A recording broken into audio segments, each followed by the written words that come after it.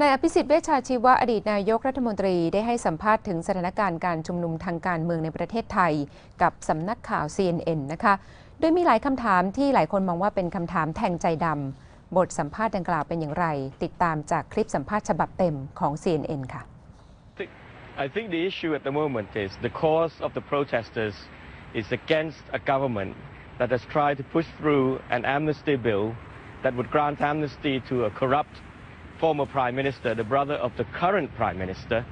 They are protesting against a government that is refusing to accept the verdict of the Constitutional Court when they were found to have fake documents and be involved in fraudulent voting in Parliament. And therefore, there's a lot of anger and demand now for the government to show responsibility. So the number one priority now, I think, to defuse the situation is that the Prime Minister and the government needs to show that responsibility, to show accountability in the system. Now, the protest has been going on for a month. Prime Minister, it has been largely non-violent, and what they are doing is they are organizing sit-ins as a symbolic gesture that the government no longer has the legitimacy to run the country.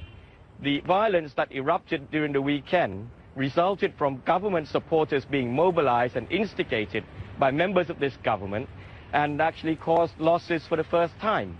You have to remember that this protest drew record crowd over the last month without any violence. The best way forward now is the government to take that first step to show accountability.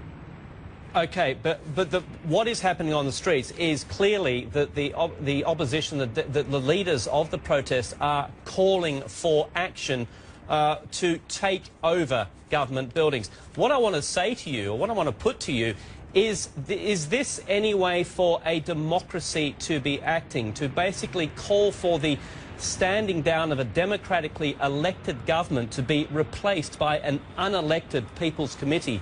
Is that democracy? I don't think it's democracy when leaders of the government, even though they are elected, try to put themselves above the law. That's the basic issue. Now, the people who are taking to the streets, some of them taking these sit-in actions, they have said that they will accept the legal consequences of their action. It's a form of civil disobedience. And unlike 2010, these protesters are unarmed. And they are willing to accept legal consequences, unlike the government and also the former Prime Minister who have refused to accept the law. But as you pointed out at the beginning of this, the trigger for this has been an amnesty push by the government, which, if it had been passed, would have allowed the former Prime Minister Thaksin Shinawatra to have returned to Thailand.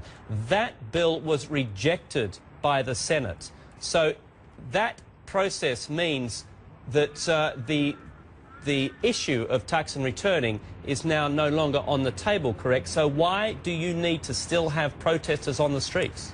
That is not right. That is not right. The government had an opportunity after opposition from in the House and also on the streets to kill the bill. They didn't do it. They decided instead for an option that makes the bill suspended for the time being. And there is no indication or no assurance that after 180 days that they cannot actually reconfirm this bill. Basically, the government has lost the people's trust. The best way forward is to return power to the people, and they should do it as soon as possible. We don't want to see violence. We don't want to see democratic developments being unraveled. So the best course of action at the moment is for them to show accountability and return power to the people. You say that the government has lost the people's trust, when in fact, if there was an election, it is likely, according to many pollsters, that the current government leadership would be returned because there is a lot of support for the government outside Bangkok. So if you are saying you represent the people, you are certainly not representing the majority of the people in Thailand, are you?